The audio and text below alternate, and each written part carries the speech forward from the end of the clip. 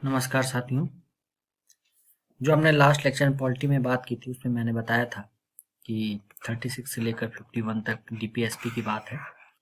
कई विचारकों ने ये माना कि इसमें जो सिद्धांत है कई जगहों से आए हैं, कई दर्शन से आए हैं, तो इनको मोटे तौर पर 3 भागों में बांट दिया गया। एक समाजवादी जो विचारकों द्वारा पॉइंट लाए गए, गांधीवादी गांधी जी द्वारा जो दिए गए, और लिबरल उदार और बौद्धिक जो इस पर जो लिबरल जो विचार हैं वो भी इसमें ऐड किए गए। अब देखते हैं 38 में कहा गया सामाजिक आर्थिक राजनीतिक न्याय और असमानताएं कम करेंगे हम लोगों के बीच में, समूहों के बीच में। सामाजिक बात है। आर्टिकल 39 है, जैसे कानून की मदद देना जो गरीब लोग हैं उनको। 43 है श्रमिकों की मदद करना। ये सब समाजवादी विचारधाराएं हैं, ठीक है। गांधीवादी जैसे आर्टिकल 40 है पंचायतों की स्थापना, ठीक है। 48 है पर्यावरण की सुरक्षा। और इसी प्रकार से लिबरल में आप देख लेते हैं तो 50 में शक्ति का पृथक्करण, 51 में है अंतर्राष्ट्रीय शांति की बात। तो ये कुछ इंपॉर्टेंट है और ये विचार एक दूसरे से अलग नहीं है, एक दूसरे से मिलते जुलते हैं। कोई बातें गांधीवादी से मिलती हैं, कोई लिबरल है। देखिए जैसे 48 यहाँ भी है, 48 इधर भी है, ठीक है। 47 इधर भी है, 47 इधर भी है। तो ये सब मिलते जुलते हैं, कोई भी विचार अपने आप में पृथक नहीं है। कुछ मोटे तौर पर इनको इसमें कुछ मौलिक अंतर है, इसलिए इनको अलग रखा गया है, ठीक। आगे चलते हैं। ये मैंने कुछ संशोधन इसमें रखे हुए हैं, संविधान संशोधन जो हमारे डीपीएसपी संबंधित हैं, ठीक है। जैसे 42वां संशोधन, ये मिनी संविधान कहलाता है, ठीक है ना, इसको हम मिनी संविधान बोलते हैं। जैसे 39A में इसने बोला कि गरीबों को निःशुल्क कानूनी सहायता, नालसा की स्थापना। 39A। 43A उद्योगों के प्रबंधन में श्रमिकों की भागीदारी, जो श्रमिक संगठन वगैरह बनते हैं, आपने कंपनियों में देखा होगा। और 48A पर्यावरण की रक्षा एवं सुधार, ये 42वें संविधान संशोधन द्वारा जोड़ा गया था। इसके बाद 44वां संशोधन कब हुआ था, ये थोड़ा सा डेट याद रखिएगा, 1976 1977। ये आपको थोड़ा सा जब कभी मिलान करने के लिए या क्रम के अनुसार लगाने के लिए पूछा जाएगा तो ये बड़ा इंपॉर्टेंट आती हैं छोटी छोटी बातें। जैसे 44वें संशोधन में बोला गया कि आय की जो आर्थिक असमानता उसको हम कम करेंगे, ठीक है। तो अनुच्छेद 38 में इसका जो विषय वस्तु उसमें थोड़ा सा और इन चीजों को डाला गया। और एक ये नोट की तरह आप याद रखिएगा, ये 44वां संशोधन ही है जिसमें मौलिक अधिकार से आपका संपत्ति का अधिकार जो आर्टिकल 31 था उसको समाप्त किया गया, ठीक। 86 संशोधन 2002, ठीक है। इसमें पढ़ाई से संबंधित संशोधन था ये, तो 45 की विषय वस्तु में थोड़ा सा चेंज किया गया, ठीक है। 6 वर्ष से कम जो बच्चे हैं उनकी शिक्षा की भी जिम्मेदारी सरकार की होगी, ठीक है ना। 6 वर्ष से जो कम आयु के बच्चे हैं। और प्रारंभिक शिक्षा मतलब 6 से लेकर 14 वर्ष तक के जो बच्चे होते हैं जिनको प्रारंभिक शिक्षा जरूरी होती है उनको निःशुल्क शिक्षा दी जाएगी। और इसको मौलिक अधिकार बनाया गया अनुच्छेद 21A के तहत, ठीक है। मौलिक अधिकार हो गया आप ये। तो 6 वर्ष से कम बच्चों की भी शिक्षा की बात है और 6 से लेकर 14 वर्ष तक के बच्चों की भी शिक्षा की बात है, ये याद रखिएगा। बस ये डीपीएसपी में है, ये पूरी तरीके से सरकार पर आरोपित नहीं होता है, लेकिन ये सरकार पर ये जिम्मेदारी है 6 से 14 वर्ष के बच्चों के लिए कि आप निःशुल्क शिक्षा उनको दें। कुछ वाद हैं सुप्रीम कोर्ट के जो इम्पोर्टेंट है, जैसे केशवानंद भारती वाला। इसमें बोला गया 1973 में कि मूल ढांचा में बदलाव नहीं कर सकता है, संविधान में तो बदलाव कर सकते हैं। मूल ढांचे के बारे में बताएगा कौन, माननीय सुप्रीम कोर्ट ही बताएंगे मूल ढांचा क्या है, ठीक है। इसके पहले विवाद हुआ था 1967 में, तो इसमें गोलकनाथ मामले में सुप्रीम कोर्ट ने कहा था नहीं, संशोधन नहीं कर सकती, ठीक है। और मूल ढांचे की बात इसमें नहीं की गई थी। तो ये गोलकनाथ मैंने इसलिए डाल दिया ताकि आपको कम याद रहे। 1967 का मामला है, फिर इसके बाद 1973, और इसी बात को केशवानंद भारती के मामले को और बड़ी पार्टी बनाकर माननीय सुप्रीम कोर्ट में मिनर्वा मिल्स वाले मामले में भी कही, इसी में भी कहा मूल ढांचे में कोई परिवर्तन नहीं किया जाना चाहिए, ठीक। आगे चलते हैं, थोड़ा सा अंतर समझ लेते हैं मौलिक अधिकार और नीति निर्देशक तत्व में। मौलिक अधिकार जो है मोटी मोटी बातें हैं, ये भाग 3 में उल्लिखित है, ठीक है, आपके 12 से लेकर 35 तक, और ये भाग 4 में है। 36 लेकर 51 तक। ये अमेरिका के संविधान से है मौलिक अधिकार, ये आयरलैंड के संविधान से। इसके प्रकृति नकारात्मक है क्योंकि सरकार पर ये प्रतिबंध लगाती है कि लोगों के अधिकार बचाइए, और इसकी प्रकृति सकारात्मक है क्योंकि सरकार को थोड़ा सा परमिशन देती है कि आप कानून बना सकते हैं ताकि कल्याणकारी राज्य बनाया जा सके। ये वाद योग्य है, ठीक है, इस पर आप जा सकते न्यायालय, लेकिन ये गैर वाद योग्य है। ये नहीं कह सकते कि आपको कोई विधिक सहायता नहीं मिली तो न्यायालय इसको लागू करवाए, क्यों नहीं मिली, तो ऐसी बात नहीं, ये कानूनी रूप से मान्य है, ठीक है। इसको आप आर्टिकल 226 के तहत हाई कोर्ट और 32 के तहत सुप्रीम कोर्ट में जा सकते हैं अगर आपके अधिकार समाप्त हुए। लेकिन नैतिक एवं राजनीतिक मान्यता है इसकी। ये केवल एक दिशा निर्देशन का काम करते हैं, दिशा देते हैं केवल कानून बनाने के लिए। ये लागू करने के लिए विधान की आवश्यकता नहीं है, ठीक है ना, और लागू करने के लिए विधान बनाना है, मतलब ये लीगल माध्यम से बनाया जा सकता है, ठीक है। जैसे 86 जो संशोधन हुआ उसमें शिक्षा को डाला गया, तो ये सब चीजें आप फिर संशोधन करके ही लाएंगे तभी, और बाकायदा एक्ट बनाकर ही इसको लागू कर सकते हैं। इसके लिए एक्ट बनाने की जरूरत नहीं है। ये आप अगर आपका कुछ नुकसान हुआ है तो आप सीधे सुप्रीम कोर्ट जा सकते हैं।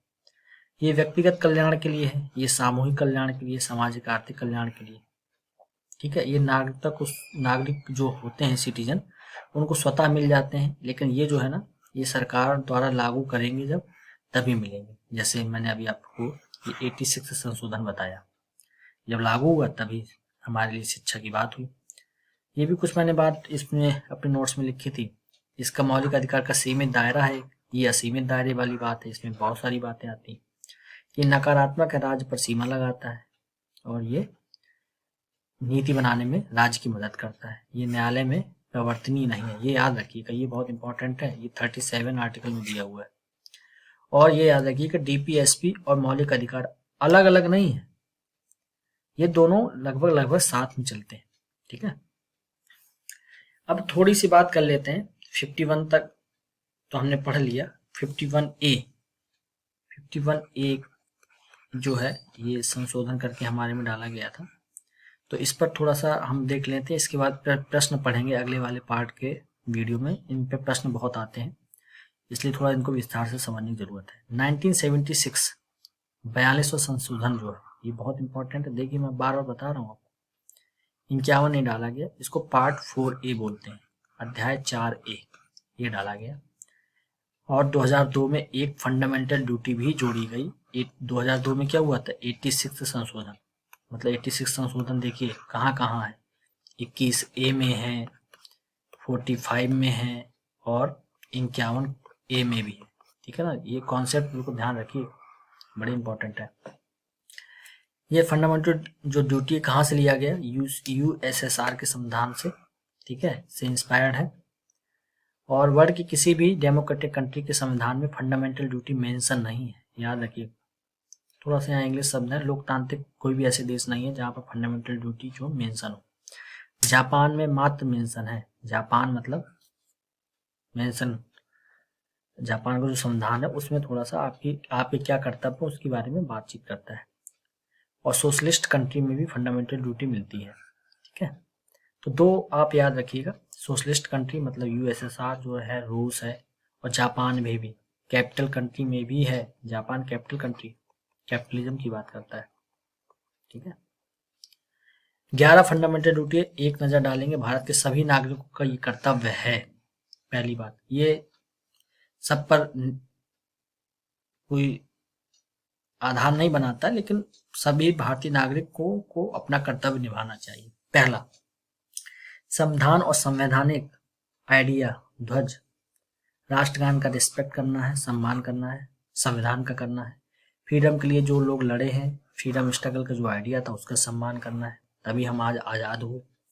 To uphold and protect the sovereignty, unity and integrity of India, मतलब भारत की जो अक्षुण्णता है, सुदृढ़ता है, और अपने देश को बचाना है, उसकी अखंडता को बचाना है, ये सब हम लोग इंश्योर करेंगे। पहला, दूसरा और तीसरा, ये थोड़ा सा याद रखिएगा, ठीक है।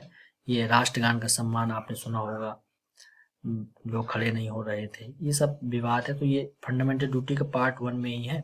First part.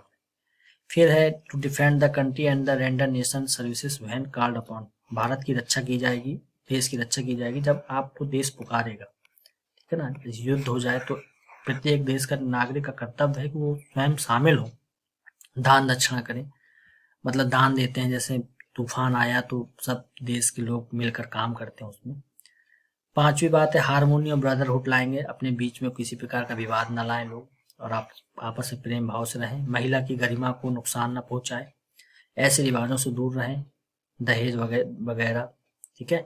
भारत की धार्मिक, भाषाई और क्षेत्रीय विविधता का सम्मान करें। भाषाई विविधता करें, धार्मिक विविधता का और क्षेत्रीय विविधता का भी। ये नहीं कि कोई उत्तर पूर्वी क्षेत्र से आ रहा है, कोई साउथ से आ रहा है तो हम कहेंगे नहीं साउथ का है, ऐसा नहीं, सभी इंडियन है। भारत के कंपोजिट कल्चर, मतलब जो भारत की जो एक मिक्स जो कल्चर है ना, संस्कृति, उसकी रक्षा करना भी हमारा कर्तव्य है, ठीक है। इसमें बहुत अच्छी अच्छी बातें की गई हैं, नॉर्मली इंस्पायर करने वाली हैं। सातवीं बात की गई इन्वायरमेंट का ख्याल रखने, किसी प्रकार का हम एनिमल को नुकसान न पहुंचाए, उसके प्रति करुणा रखें, ठीक है ना, सिंपैथी का भाव रखें। हम कोशिश करें हमारा जो साइंटिफिक टेम्पर है वो डेवलपमेंट हो, ठीक है ना। साइंटिफिक टेम्पर मतलब हम किसी प्रकार की रूढ़िवादी में ना फंसे, साइंटिफिक बातें करें कि ऐसा होता है क्योंकि साइंस कहता है, इस टाइप की बातें करें, वैज्ञानिकता वाली। पब्लिक प्रॉपर्टी को सुरक्षा करें, जैसे ताजमहल है, और किसी प्रकार का वायलेंस ना करें। लाल किला, कुतुब मीनार, ऐसी चीज़ों की सुरक्षा करना भी हमारा दायित्व है, क्योंकि ये हमारी संस्कृति और धरोहर है, ठीक है ना। तो कई लोग पब्लिक प्रॉपर्टी का नुकसान पहुंचाते हैं, फिर सरकार उनको सजा देती है, उसके फिर अंदर अलग कानून है, लेकिन हमको ये स्वयं से भी करना है, ठीक है। हमें अपनी क्षमता बढ़ाना है और आगे बढ़ना है, कलेक्टिव प्रयास करके इंडिया को आगे बढ़ाना है, ठीक है ना। जब हम सब लोग मिलकर काम करेंगे तभी तो देश आगे बढ़ेगा। ये सब बातें इसमें बोली गई हैं। और एक जो इम्पोर्टेंट बात है ये आपको याद रखनी है, ये है पहले 10 ही केवल पोर्शन थे, 11वां जोड़ा गया सन 2002 में जब 86 संशोधन हुआ, ठीक है ना। तो आप समझ रहे हैं कहाँ कहाँ तक है, 21A, 45 और 51A, मतलब तीन तो पूरी तरीके से है, ठीक। और इसमें एक और बात है, the protect the weaker section from the social injustice. ये 11 ही मौलिक कर्तव्य हैं, ये नोट की तरह है, ठीक है ना। इसको थोड़ा सा याद रखिए, protect the weaker section from social injustice. अगर इस टाइप का कोई सेंटेंस है कि हम जैसे SC ST का अगर कोई किसी के खिलाफ कोई काम कर रहे हैं तो हमें उनके खिलाफ जो इनजस्टिस हो रहा है उसको सरकार इंश्योर करेगी कि इनजस्टिस ना हो। ये DPSP में भी कहा गया, फिर सरकार ने इस पर कानून भी बनाया, SC ST एक्ट, ठीक है। तो हम आज इसको इतना ही रखते हैं। अगले वाला जो चैप्टर होगा तो उस पर हम जो हमने चीज़ें पढ़ी अभी तक पिछले 2 लेक्चर में, उनके सवालों को हल करेंगे, ठीक है। और समझेंगे कि यूपी PCS में किस प्रकार के सवाल पूछे जाते हैं। ज़्यादातर वन लाइनर ही पूछे जाते हैं, ठीक है। तो अब नेक्स्ट जो हमारी लेक्चर होगा उस पर हम सवालों को हल करेंगे जो हमने अभी तक पढ़ा। और बहुत टफ नहीं पूछा जाता, थोड़ा सा कॉन्सेप्ट अगर आपका क्लियर होगा तो आसानी से उन सवालों को हल किया जा सकता है, ठीक है। धन्यवाद मित्रों, नमस्कार।